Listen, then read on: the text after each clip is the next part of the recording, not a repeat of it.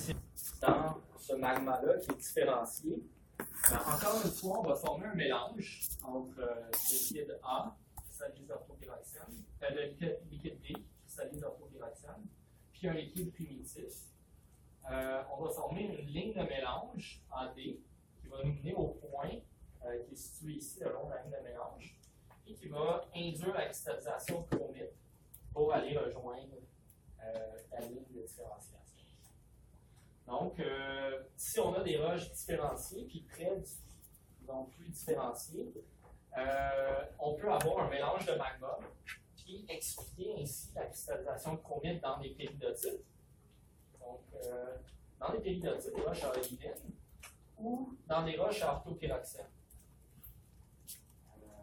Le plagioclase n'est pas illustré ici, mais on pourrait imaginer que l'orthopyroxène peut cristalliser aussi en même temps que le plagioclase.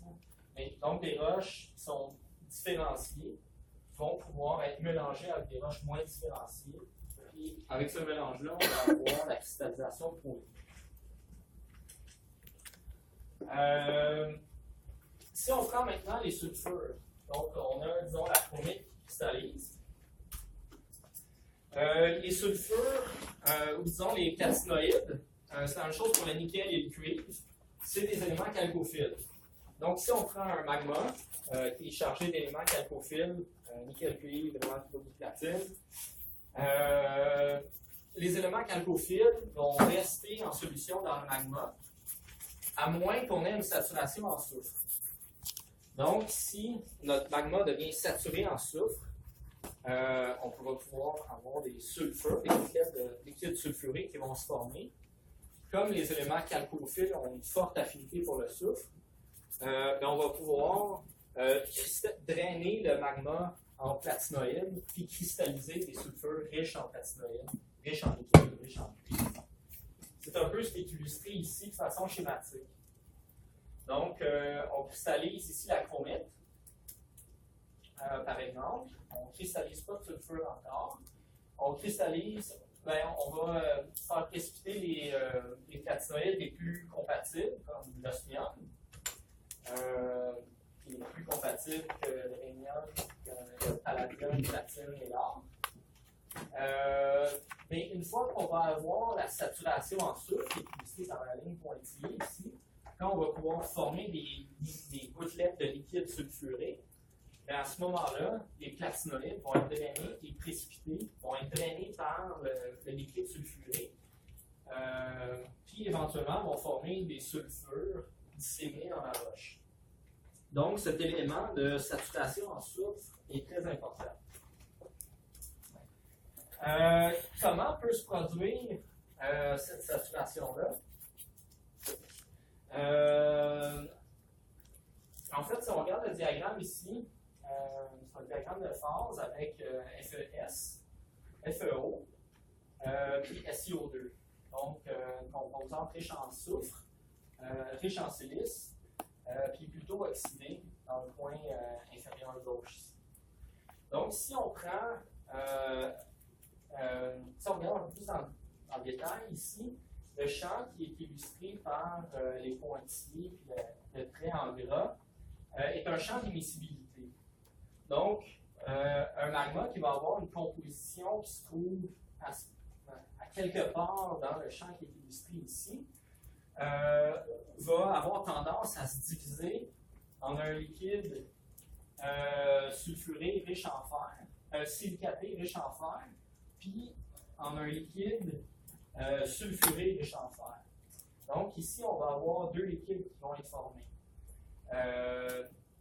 Si on a un liquide magmatique qui se trouve en dessous de la ligne, disons en dessous du champ d'émissibilité ici, on va avoir un magma, disons plus ou moins typique.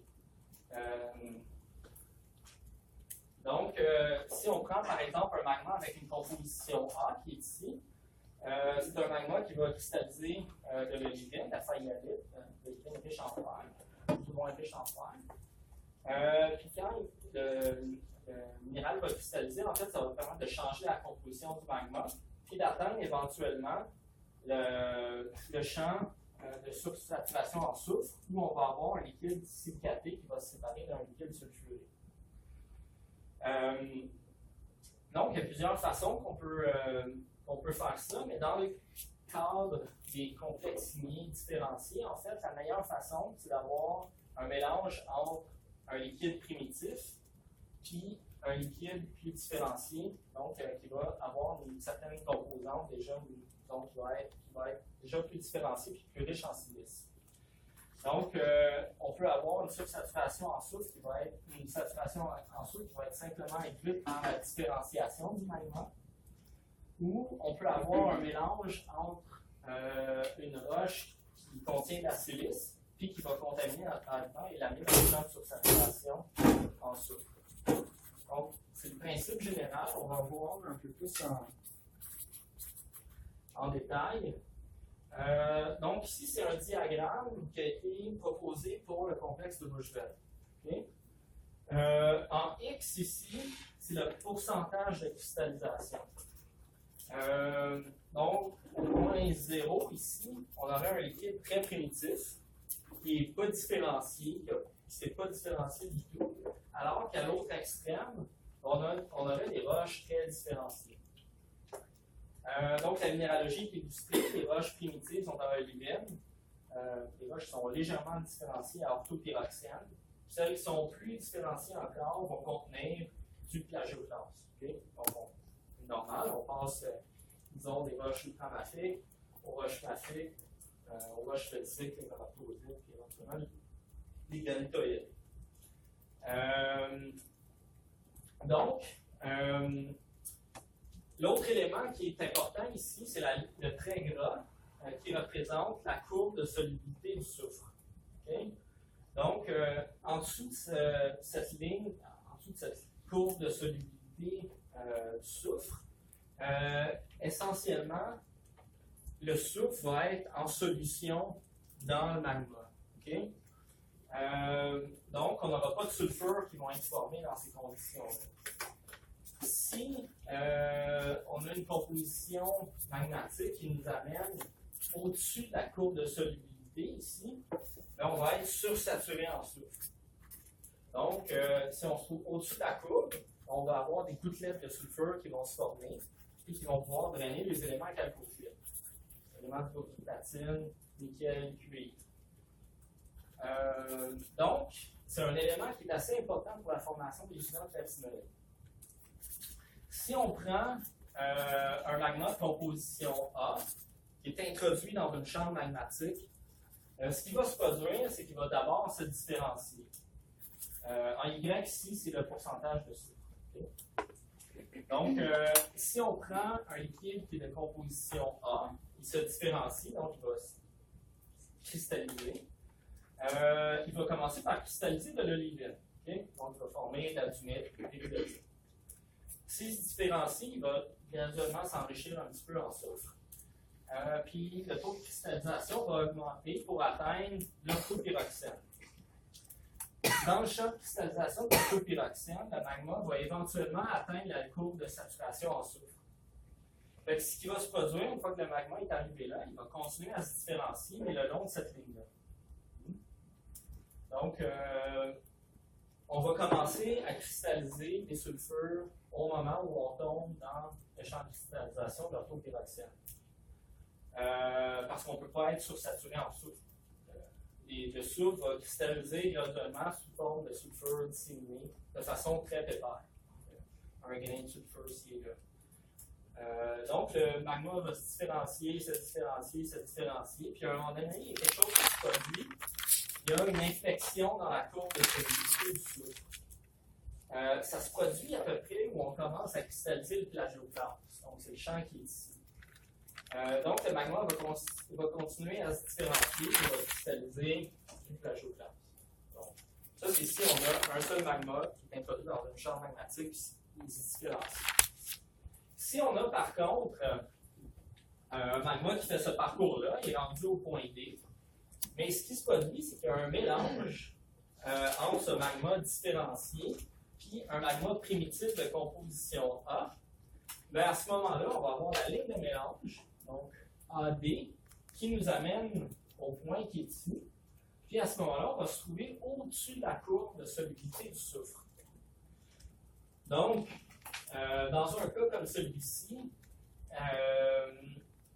des gouttelettes sulfurées vont se produire, puis vont drainer les éléments chalcophiles qui sont dans le magma. Donc, ça va être un contexte où on va pouvoir former des sulfures riches en platinoïdes. Donc, on va pouvoir former plus de sulfure rapidement que si on était simplement en train de différencier de façon pépère le long de la courbe de solubilité du soufre. Donc, cette sursaturation en soufre est probablement est essentielle pour former des gisements d'importance, comme ceux du Bushveld.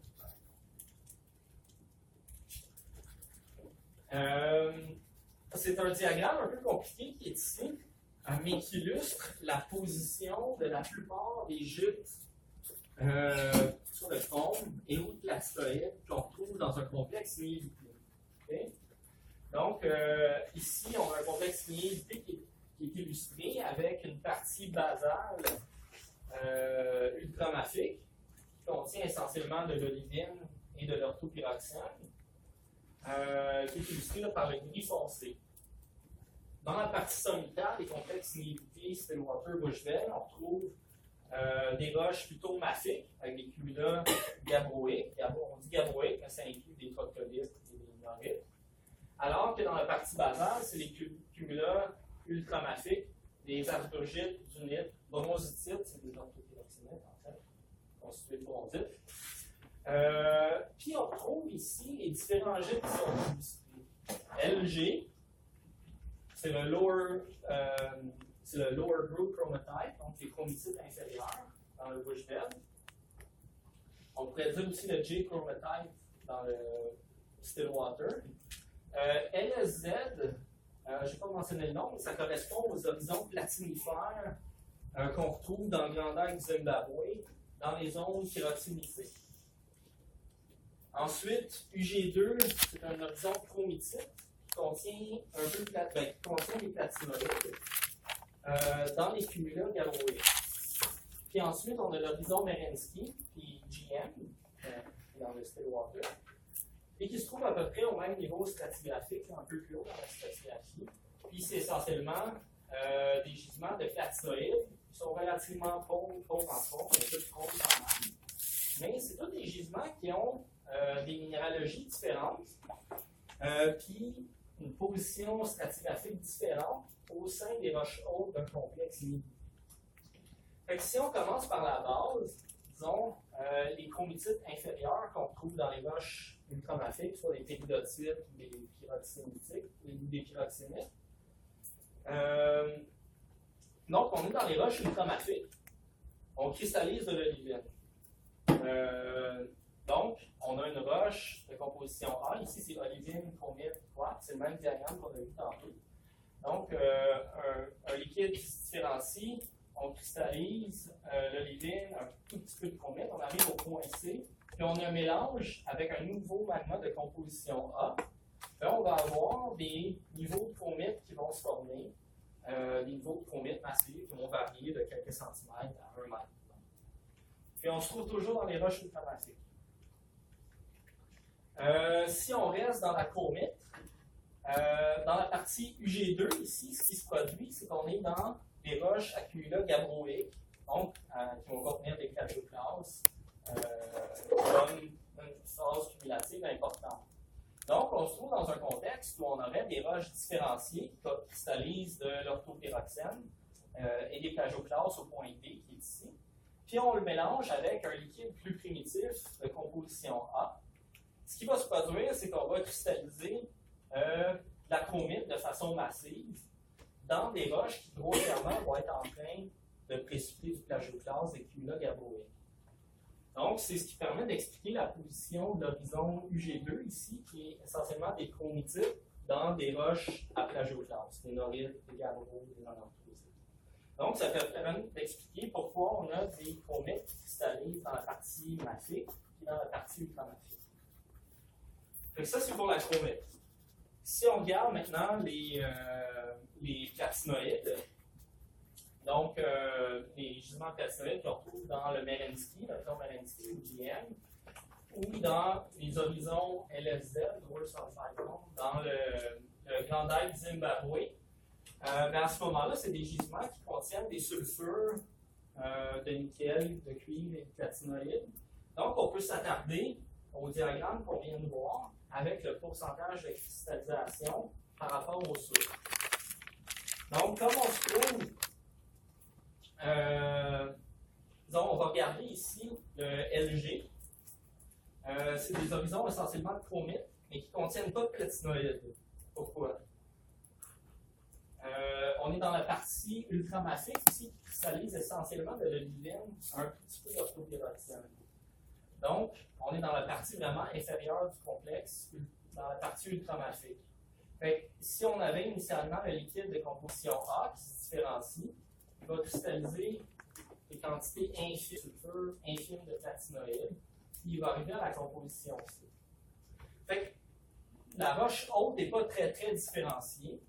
Donc, si on a un mélange entre une roche de composition C, la roche qui est différenciée, avec une roche primitive, bien, le mélange qui va se produire va être sous-saturé en soufre, donc à la position AC qui est ici. Par contre, si on se trouve dans la partie supérieure du complexe, où on est en train de cristalliser des plagioclastes, notre liquide magmatique a eu d'abord une cristallisation d'olivine, d'orthopyroxène, est arrivé à la courbe de saturation en soufre, il a cristallisé quelques sulfures ici et là. À un moment donné, il s'est mis à cristalliser des plagioclastes. Il est arrivé au point D. Ce qui s'est produit, c'est qu'il y a eu un mélange de magma à ce niveau-là. Donc, on a eu un point de mélange ici à la ligne AD qui nous a amené au-dessus de la courbe de solubilité du soufre.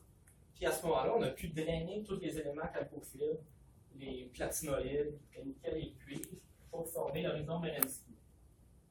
Donc, on a pu former un gros gisement de platinoïdes et de cuivre. Donc, c'est un extrême et l'autre.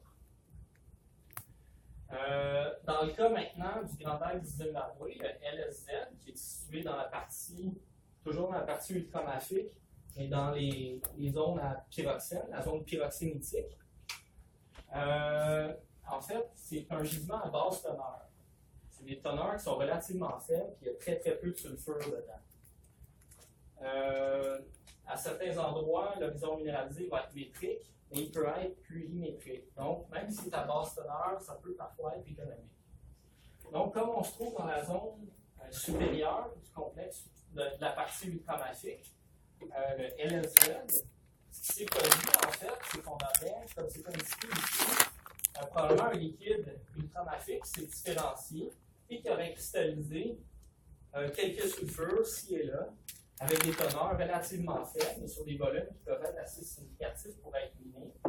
Donc, on peut simplement former ici des sulfures disséminés dans la pyroxénite. Puis, en fait, avec ces différentes positions stratigraphiques-là, on est capable d'expliquer la formation des gisements de chromite et de GP.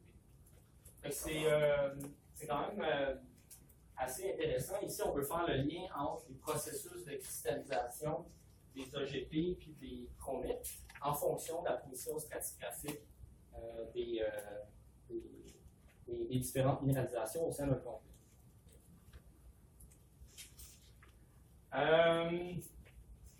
Donc, c'était les processus là, à voir sur.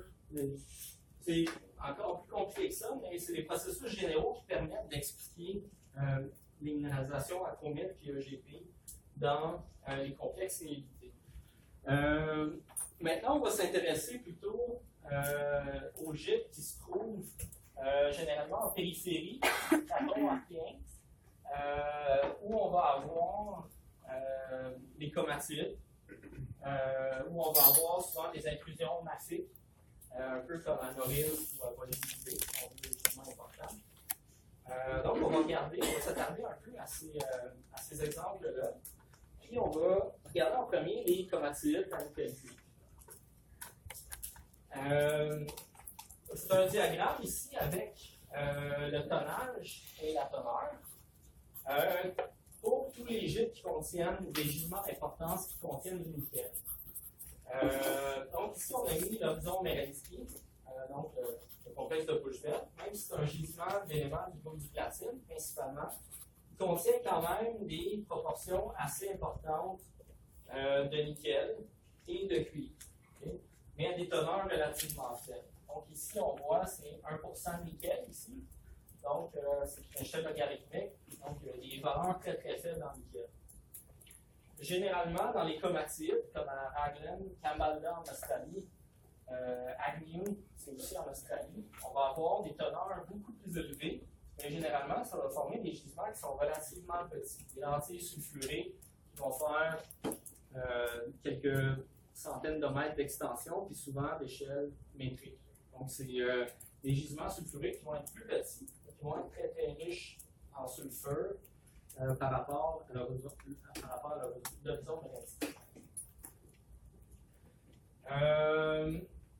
Donc, où on trouve ces gisements-là, ici c'est un diagramme, une carte qui montre l'ensemble des gisements de nickel au Canada. J'ai déjà mentionné, les Thompson, Raglan, Boise Bay, Sudbury.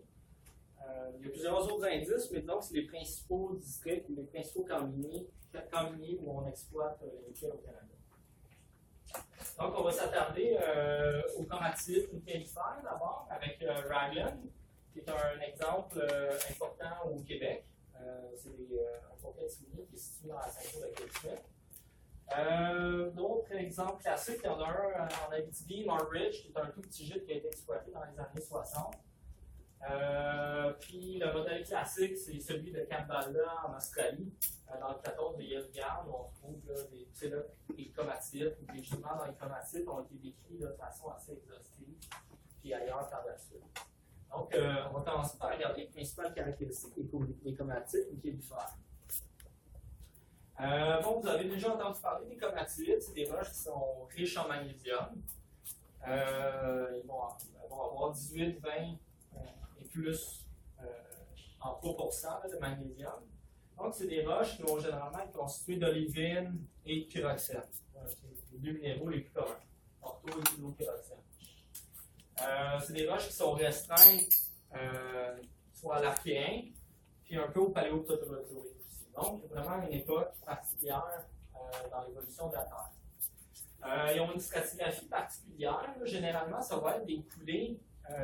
En fait, c'est probablement des volcans qui étaient vraiment très très plats, contrairement aux volcans, aux stratovolcans qu'on voit maintenant dans les chaînes de subduction. C'était des magmas qui étaient très très liquides, puis qui formaient des grandes plaines de lave, souvent avec des coulées d'épaisseur. Les coulées chromatitiques individuelles peuvent faire 30 cm ou atteindre la dizaine de mètres d'épaisseur. Donc, c'était des coulées qui étaient relativement peu épaisses, mais vraiment très, très, très étendues dans l'espace. Ils ont des textures particulières, généralement des textures spinifex qui sont situées au sommet. Donc, c'est des cristaux dendritiques, squelettiques d'olivine, pas de pyroxène aussi, surtout d'olivine. Puis, généralement, on va avoir des cumulats à la base. Donc, dans la partie supérieure, on a les spinifex qui sont formés par la cristallisation très, très, très rapide des olivines. Souvent, on va avoir une frange vraiment de verre à la surface, de verre altéré. Puis, vraiment à la base, on va avoir souvent des cumulats ultramafiques qui sont constitués d'accumulations de cristaux.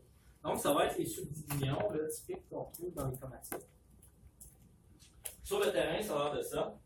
Donc, ici, on peut voir les spinifex qui sont assez bien formés, qui peuvent nous indiquer le sommet de la coulée. Puis ici, on a les horizons cumulatifs, donc les cumulats d'olivine, plus ou moins pyroxène. Puis on a la prochaine coulée par la suite, qui est située ici à la base. Puis on peut voir une frange d'altération au contact. Donc, c'est des roches qui étaient sous-marines essentiellement. Donc, souvent, elles vont interagir avec les eaux sous-marines pour former des franges d'altération. Souvent, elles vont figer au contact de l'eau de mer puis former des croûtes à la surface qui vont pouvoir être altérées. Donc, c'est essentiellement la stratigraphie là, habituelle, ou disons parfaite, qu'on peut trouver dans les commerciaux. En termes de système minéralisé, qu'est-ce que ça représente? Ici, c'est des diagrammes qui ont été dessinés à partir des reconstitutions des ceintures de roches vertes dans le canton du Yégan, en Australie. Puis la façon que ça a été représenté, c'est un peu comme des rivières de lave. Donc, un liquide relativement. Une lave qui était très, très, très liquide, donc très, très peu visqueuse, puis qui s'écoulait dans des conduits préférentiels, donc avec plusieurs embranchements. Puis localement, on avait des accumulations de sulfure, le plus souvent soit dans des tunnels de lave, donc avec une carapace qui se forme. On peut avoir des tunnels de lave qui vont canaliser la lave, puis éventuellement des sulfures à la base des conduits, dans les conduits principaux. Donc, c'est à peu près le schéma général là, qui est proposé pour la dynamique magmatique de ces coulées-là. Ensuite, si on regarde maintenant la stratigraphie dans plus de détail, où se trouvent les horizons minéralisés. Donc, imaginez ici qu'on aurait une séquence de coulées chromatilitique qui s'alterne. Donc, on fait une section, par exemple, dans un segment ici, la rivière de lave, dans un des conduits, ici, un des conduits principaux dans lesquels se forment les sulfures puis les chromatides. Donc, on peut imaginer qu'on aurait un empilement de coulées. Donc, chacune des coulées ici est constituée soit de cumula et de spinifex, qui vont varier entre quelques dizaines de centimètres à plusieurs mètres d'épaisseur. Puis, le magma, essentiellement, va quand même se concentrer dans un conduit principal. Donc, généralement, les minéralisations sulfurées vont se trouver vraiment à la base des coulées chromatilitiques. Puis, le plus souvent, on va avoir un conduit principal là, qui est alimenté par un apport là, assez régulier de magma. Donc, ça permet d'accumuler les sulfures à la base des coulées, à la base du conduit. Puis, souvent, on va avoir un minerai disséminé là, qui est situé immédiatement par-dessus, soit dans les cumulas ultramashiques ou des fois un peu dans les spinifex. Mais c'est essentiellement à la base des coulées qu'on va trouver la minéralisation sulfurée massive ou disséminée. Donc, c'est des caractéristiques là, communes justement dans les chromatides. Souvent, on va avoir des sédiments. Il peut y avoir des sédiments argileux entre certaines des coulées. Donc, ça peut être une caractéristique qu'on trouve là, parfois dans les séquences chromatiques. On va regarder maintenant l'exemple de Raglan. Si vous avez la chance d'aller travailler là-bas, c'est un endroit assez magnifique. Il n'y a pas d'arbres, c'est la toundra. Il y a de la neige, même au mois de juin. C'est vraiment magnifique comme endroit, puis les roches sont vraiment spectaculaires. C'est situé à l'extrême nord du Québec, la ceinture de Cape Smith.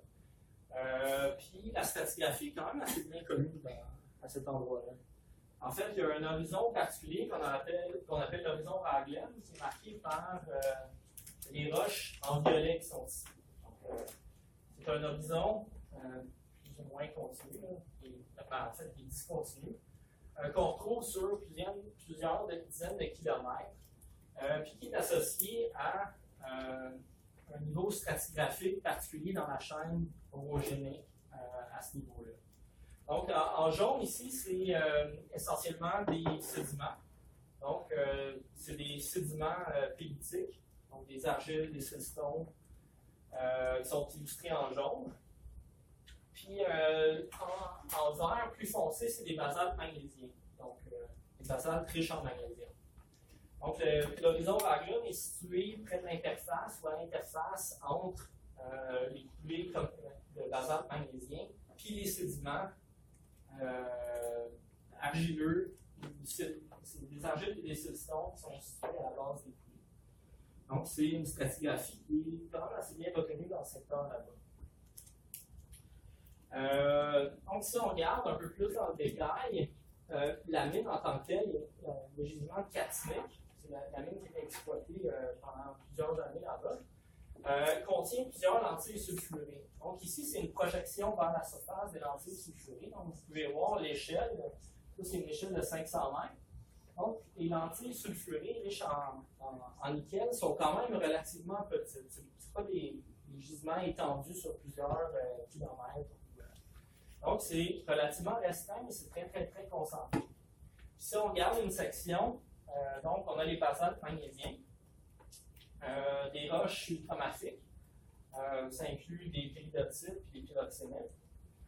Puis ici, on a des gabbros. À certains endroits, à la base des coulées ultramafiques, c'est des gabbros quand même. Et vous allez remarquer que les horizons sulfuriques, les lentilles de sulfure massif, sont situées le plus souvent dans les dépressions à la base des roches ultramafiques, où les roches ultramafiques ont probablement érodé un petit peu des roches dermoïques ou des roches qui étaient sous-jacentes. Puis ces conduits-là, ou ces dépressions-là, en fait, représentaient probablement des conduits dans lesquels le magma a pu circuler, puis accumuler des sulfures. Donc, c'est un élément important pour l'exploration dans le secteur là-bas. Ici, c'est des forages d'exploration.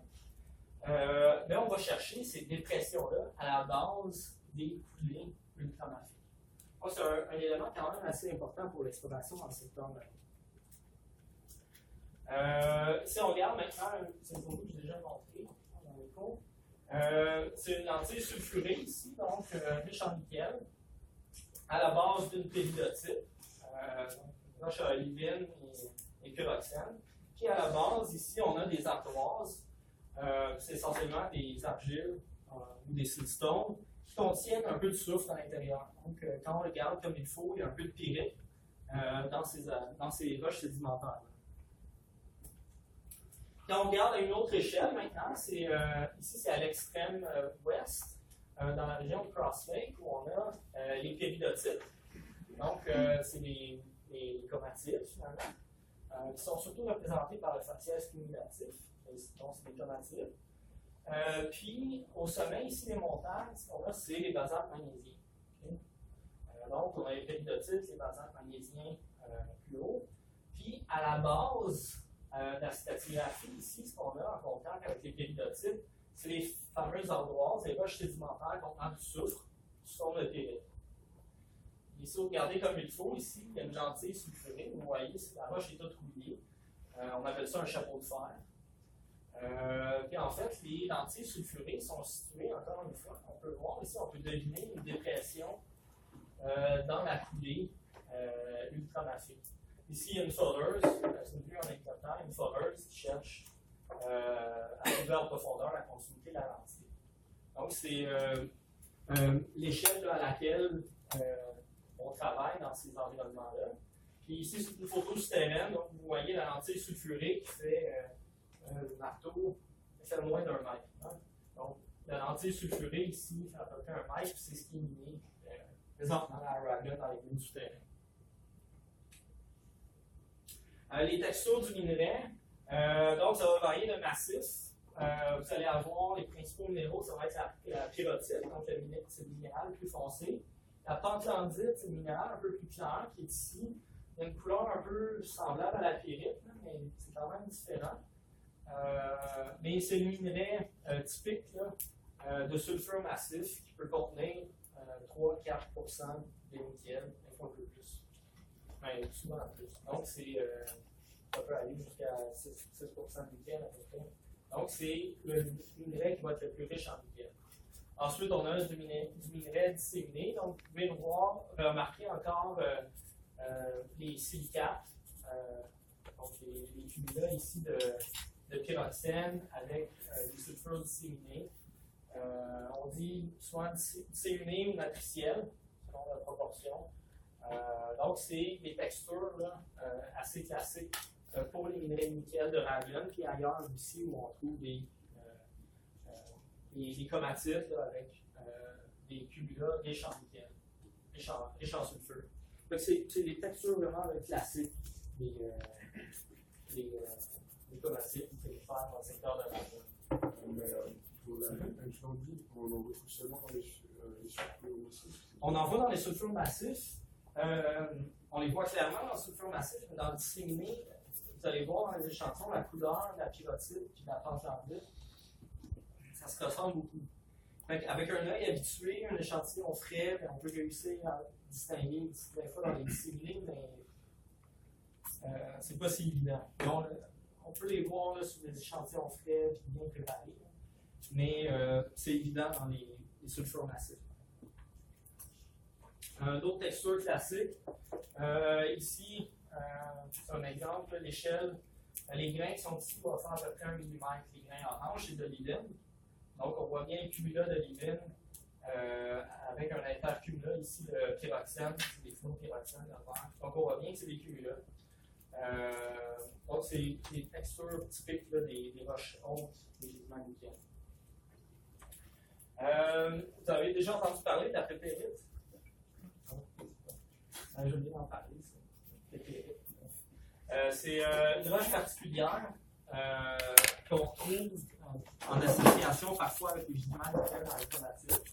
C'est essentiellement dû au fait que les comatites se mettent en face à la surface, puis c'est des magmas qui sont très, très, très fluides, puis parfois ils vont se mettre en place sur des sédiments qui sont peu ou non consolidés. Donc, vous pouvez imaginer s'il y a un magma qui se met en place dans de la boîte, on va avoir un mélange entre les deux. Puis vous allez avoir des espèces de boules de magma qui sont préservées dans une matrice d'argile, de siltstone. Puis c'est une texture là, qui est assez particulière, mais qu'on nomme la pépérite, qu'on retrouve à Raglan. On trouve ça aussi en Abitibi à certains endroits. Ou des coulées, des roches volcaniques, magmatiques, se mettent en place dans des sédiments peu ou non consolidés. Donc, c'est des roches que vous pouvez trouver, par exemple, à Raglan. Mais on classe ça comme une roche sédimentaire ou comme une roche? Je sais pas. C'est une roche à part. Mais c'est une brèche. On peut classifier ça dans les brèches, en fait. Ouais, c'est une bonne question. Je dirais que c'est une roche liée.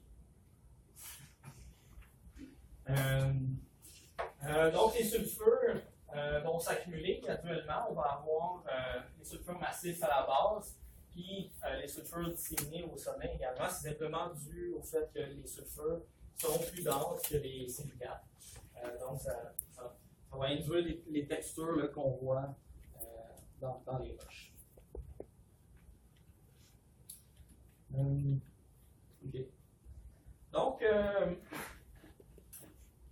c'est un schéma représentatif là, qui illustre en fait la stratigraphie de Raglan, où on a les roches sédimentaires, ici illustrées en gris, les roches volcaniques magnésiennes, puis les conduits ultramafiques sont illustrés par les cumulats ultramafiques qu'on a vus tantôt. Vous regardez les conduits magmatiques sont situés vraiment à la base des basaltes magnésiens, mais vraiment en association avec l'horizon sédimentaire qui est situé ici. C'est décrit comme étant des semi-pélites, c'est des siltstone / argile, on appelle ça semi-pélites parfois, graphitiques puis sulfuriques, donc qui contiennent du soufre. Le soufre joue probablement un rôle clé dans la formation des gisements de nickel. On peut le voir à partir de l'association entre les roches ultramafiques, les sulfures et les sédiments riches en soufre. On a parlé de contamination en soufre tantôt ou de sursaturation en soufre pour les gisements de platinoïdes. Les chalcophiles qu'on retrouve dans les comatites, les platinoïdes de nickel, surtout le cuivre, peuvent être drainés par un liquide sulfuré si celui-ci est séparé d'un liquide silicaté dans les comatites. Donc, si vous prenez une comatite qui contient un peu de soufre, beaucoup de nickel, si le soufre est dissous dans la comatite, dans le liquide comatitique, il ne pourra pas précipiter sous forme de sulfure. Donc, ça nous prend une sursaturation en soufre pour pouvoir drainer les éléments chalcophiles. Donc, si on a un magma comatitique qui est au point A ici, on peut avoir soit un enrichissement en soufre, donc du soufre externe qui est introduit dans la comatite, puis qui va amener notre point A dans le champ où on a deux liquides, un liquide sulfurique et un liquide silicaté. Ou ça peut être un apport en silice. Donc, si on est au point A, on a un apport en silice, ben boum, on va arriver dans le champ de deux liquides, un liquide silicaté et un liquide sulfurique. Donc, c'est deux processus qui peuvent entrer en jeu. Soit la sursaturation en soufre, qui est essentiellement liée à l'assimilation de soufre, par exemple des roches sédimentaires de l'horizon Raglan. Donc, c'est le cas en Raglan. On a probablement du soufre qui provient des roches sédimentaires environnantes. Donc, le magma a circulé sur les roches sédimentaires, a assimilé le soufre, c'est sursaturé, puis a permis de drainer tous les éléments chalcophiles, les platinoïdes, les nickels, le cuivre. Dans d'autres cas, ça peut être la silice. Au lac Vénus, au Québec, il y a des comatites qui sont en contact avec des formations de fer, magnétite, puis à quartz, à silice, des chefs à magnétite. Puis il y a des horizons sulfurés à la base des comatites au contact avec les chefs. Donc, probablement qu'une sursaturation en silice a joué un rôle important dans ce cas-là. Donc, la sursaturation en soufre peut provenir d'une assimilation de soufre ou de silice des roches encaissantes. Donc, ça représente probablement un élément très important pour la formation des sulfures massifs là, en association avec les comatites.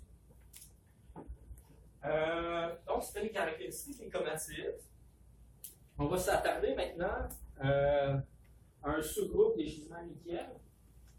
Ce sont les intrusions mafiques, mais cette fois-ci gabbroïques ou troctolithiques et gabro-troctolites, qu'on trouve comme exemple là, à Norilsk, en Sibérie, Voisisby au Labrador, Canada Labrador. Puis ensuite, on va regarder le géant Sudbury, qui est lié à un impact de météorite sur le catone supérieur. Donc, pour les intrusions mafiques,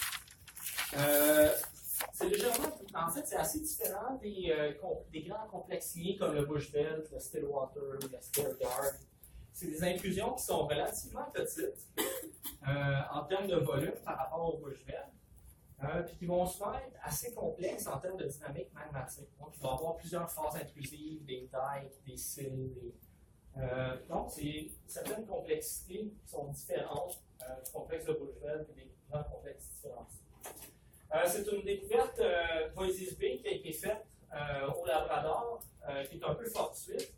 Je ne sais pas si certains d'entre vous connaissez, vous connaissez Normand Boulet.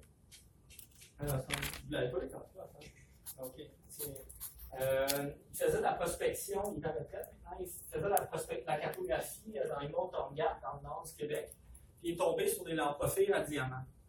C'est lui qui a trouvé les premiers diamants au Québec, là, en roche, dans les Tonga.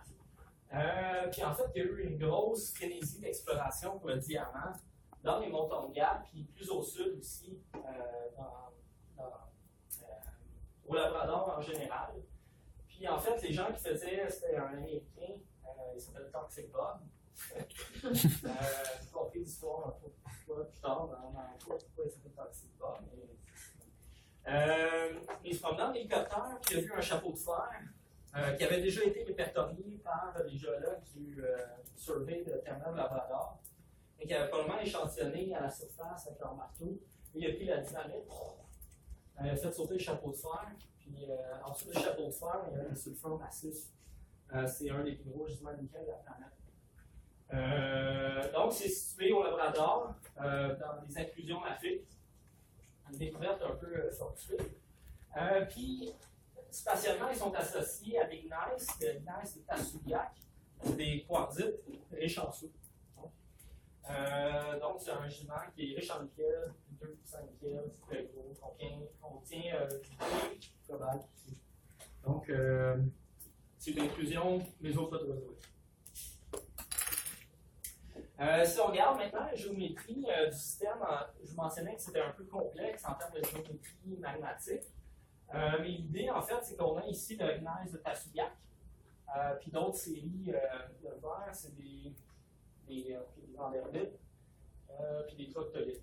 Donc, ici, il y a les gneiss de Tasouillac, c'est des quartzites, des roches sédimentaires. Puis la grosse masse qui est ici, essentiellement, c'est des roches massives. Donc, on peut voir qu'il y a plusieurs inclusions. Il y en a une ici à la base, c'est le Western Leaves. Puis dans la partie supérieure, ici, il y a une autre inclusion. Puis les deux ont l'air connectés par un conduit magmatique important. Vous allez voir, les sulfures se trouvent souvent soit dans le conduit magmatique ou à l'interface entre le conduit et la grande chambre magmatique. Donc, il faut voir ça un peu comme un milieu très dynamique où le magma circule, s'accumule à différents endroits dans la croûte. Donc, il y a une grande venue de magma qui s'introduit dans toutes les fractures dans la partie supérieure de la croûte ici, puis qui a traversé le fameux gneiss de Tasouillac.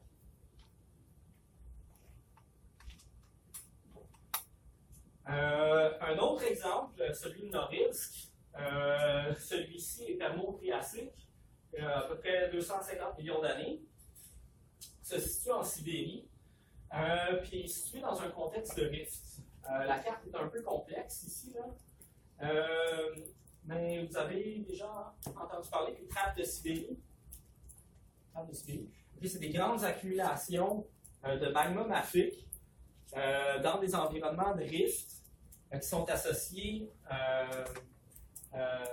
au rifting de la Pangée. Donc, quand on avait la Pangée qui s'est formée dans la masse continentale, éventuellement, elle s'est séparée en différents fragments cristaux, fragments continentaux.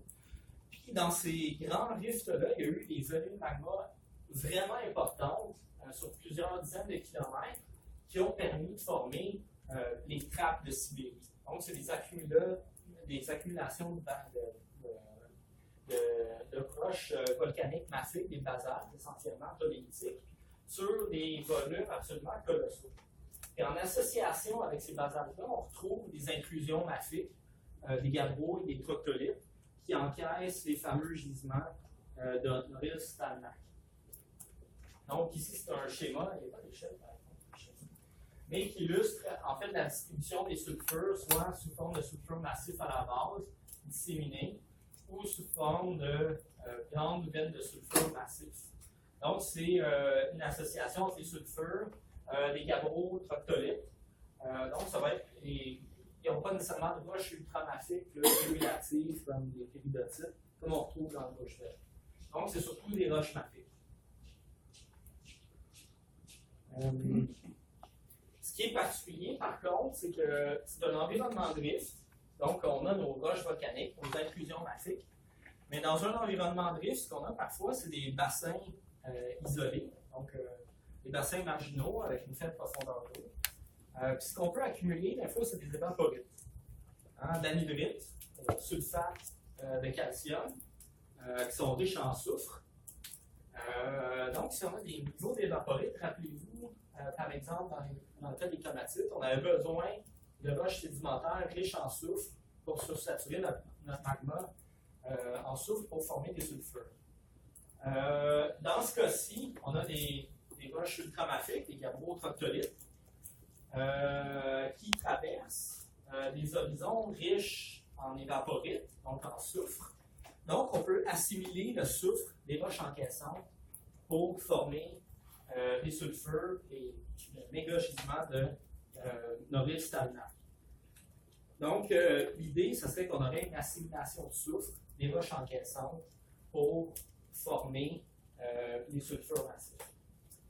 Donc, ces personnes importantes de basalte de plateau, plusieurs kilomètres, c'est le principal producteur de nickel au monde, un deuxième producteur d'éléments du groupe de Castel.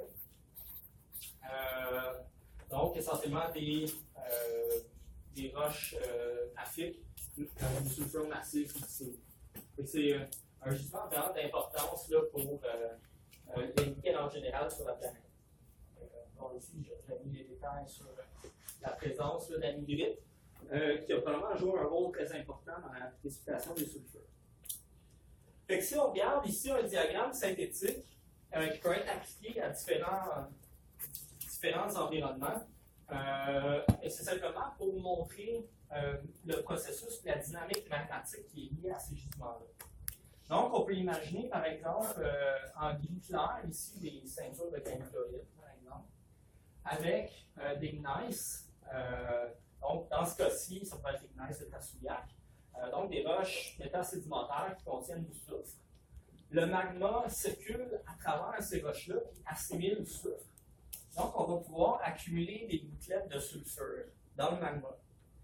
Au fur et à mesure que le magma circule dans le conduit, les gouttelettes vont s'agglomérer, vont former des gouttelettes un peu trop grosses pour être suspendues dans le magma, puis vont précipiter dans les dépressions dans le conduit magmatique.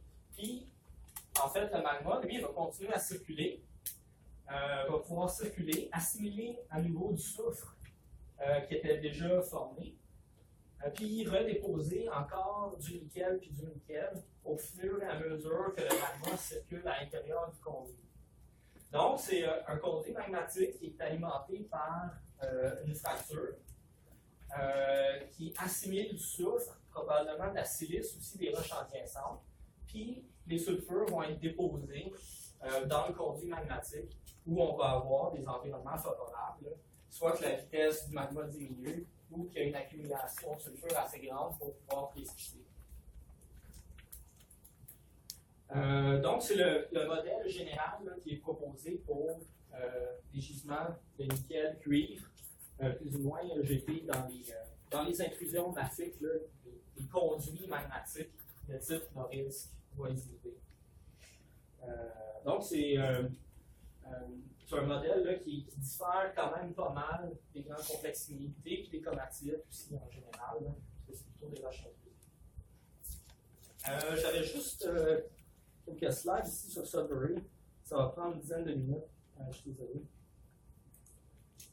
J'essaie de faire ça rapide.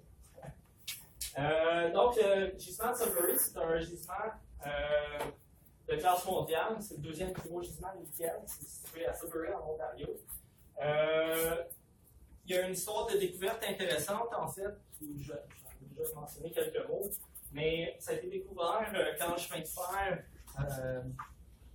Cross-Canada a été construit. Ils sont arrivés dans la région de Sudbury. Ça a sauté un câble de roche puis il y a des sulfures massifs.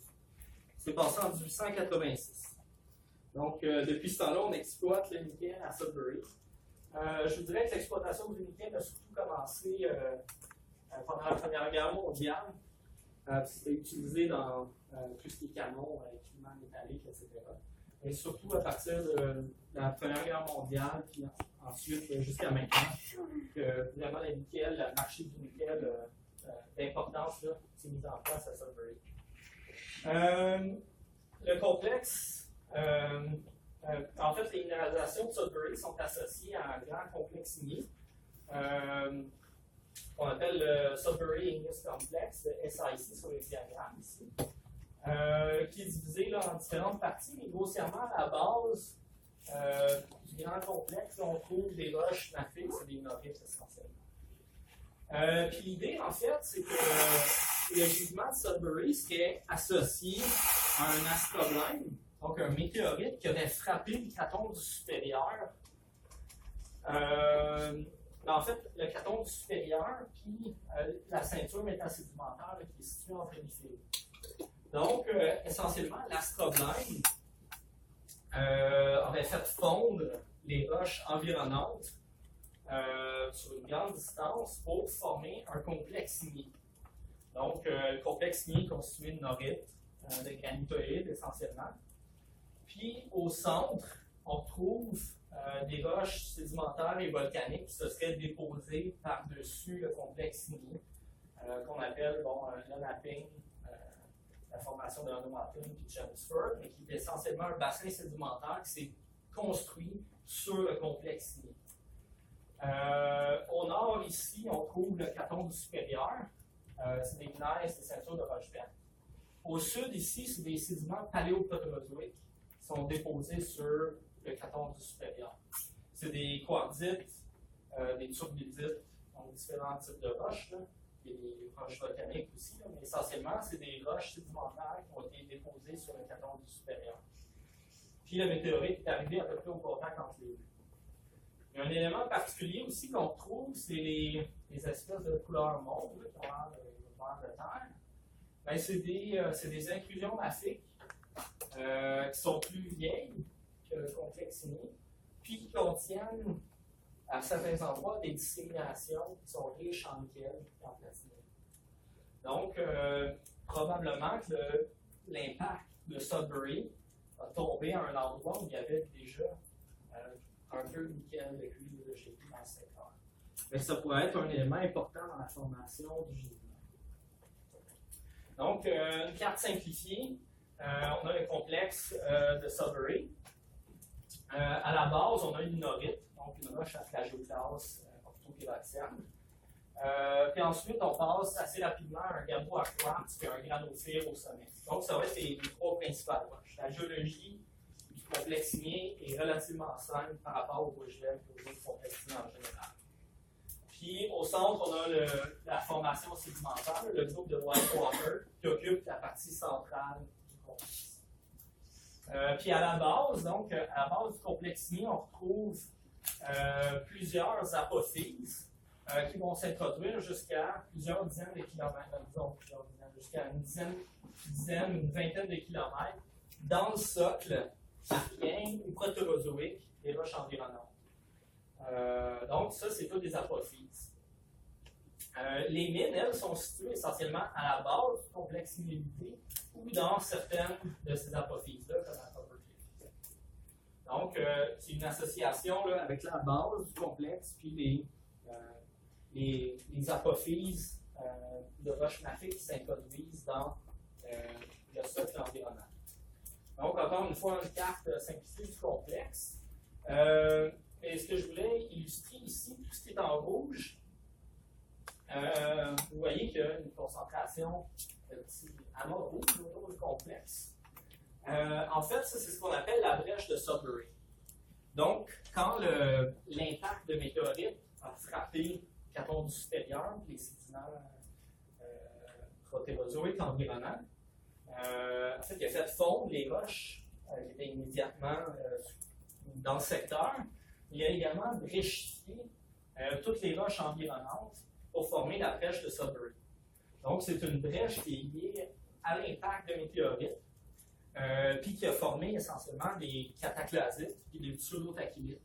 Donc, c'est des roches de faille qui sont liées à l'impact de météorites et à la fracturation de la roche qui était en place.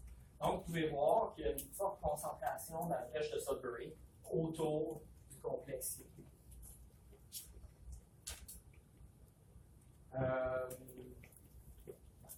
Ici, c'était simplement une carte. J'ai mentionné que les petites masses en forme de barre de terre, qui étaient des intrusions, ces intrusions-là ici. Ici, c'est toutes des intrusions mafiques qu'on appelle les gabbros de Népécine. C'est des intrusions mafiques qui, localement, vont contenir, comme je disais, des minéralisations en nickel, cuivre, plus ou moins GP.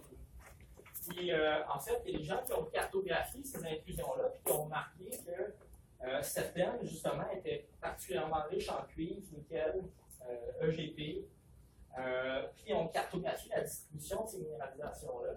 Puis, ils ont remarqué qu'à Sudbury, c'était particulièrement riche en cuivre, nickel, EGP, là, où l'impact aurait frappé. Donc, probablement qu'il y aurait eu fusion immédiate du socle environnement, mais aussi peut-être de minéralisation qui était déjà en place, incluant celle qui était peut-être dans les gabbros Népécine.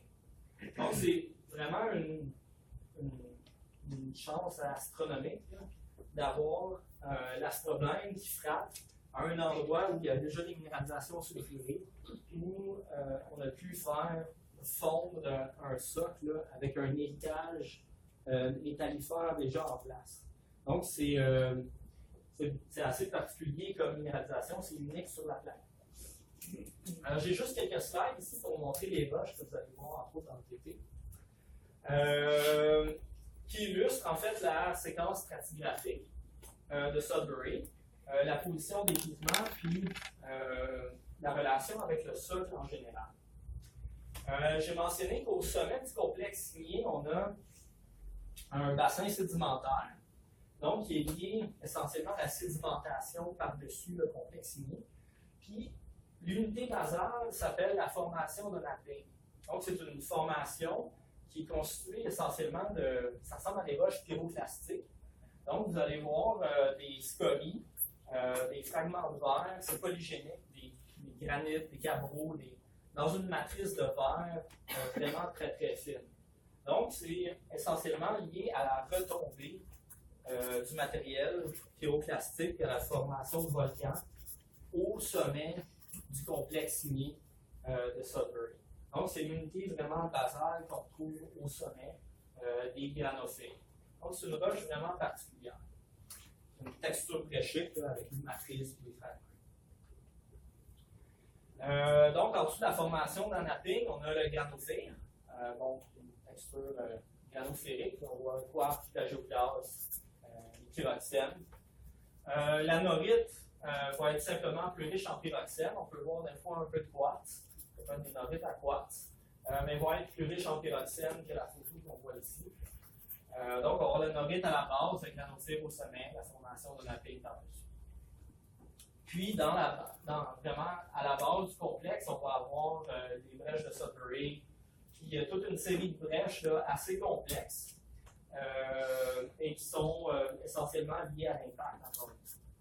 Puis les minéralisations en nickel sont situées habituellement à la base, soit en contact avec l'anorite ou en association avec des apophyses qui s'introduisent dans le socle précambrien, ou en association avec la brèche de Sudbury.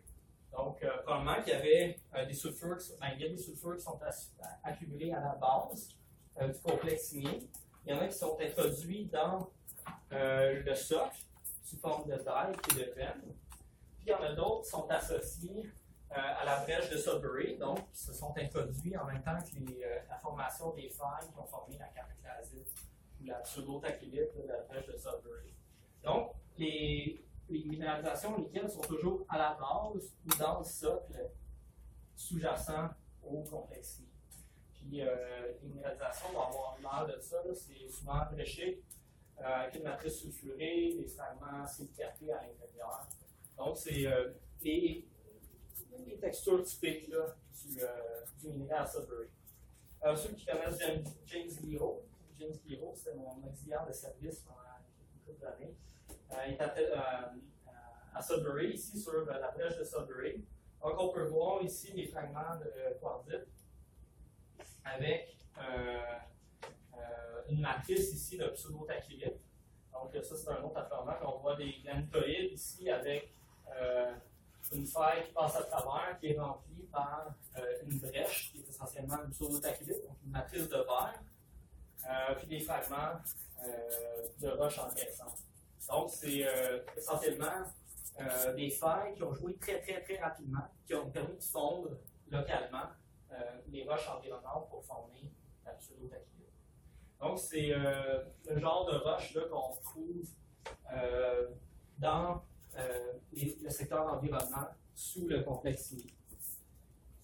C'est la stratigraphie là, essentielle là, du secteur. Donc, le minéral, encore une fois, c'est un minéral nickel donc, qui va être constitué de pyrrhotite avec des jeux de pentandrite à travers.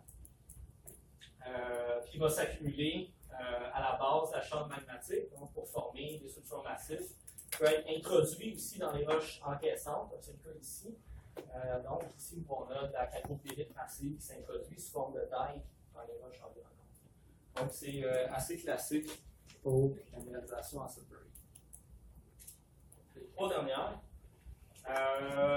qui illustrent un peu la position un peu plus schématique là, des minéralisations Sudbury. Donc, contact type, qui sont associés vraiment au contact entre l'anorite puis le socle. Donc, vraiment lié au contact entre les deux. Le footwall type, en fait, c'est le type qui est associé à la brèche de Sudbury, puis qu'on retrouve dans la brèche, dans l'association avec la brèche. parfois à plusieurs centaines de mètres de complexité. Donc ici, on aurait le contact type à la base complexité, le footwall type qui est vraiment à l'intérieur du socle de l'intrusion. Puis enfin, le offset type, qui est essentiellement des minéralisations en nickel cuivre EGP, qui sont situées dans les grandes apophyses du complexe INI. Donc, c'est les trois principaux types en termes de géométrie qu'on retrouve dans les environs de Sudbury. C'est ça qu'il y avait à voir aujourd'hui. J'ai mis sur Moodle les lectures qui sont en lien, c'est une vingtaine de pages qui reprend certains des détails que j'ai donnés. Ça va vous aider aussi pour la complétion, pour compléter le TP que vous allez avoir cet après-midi.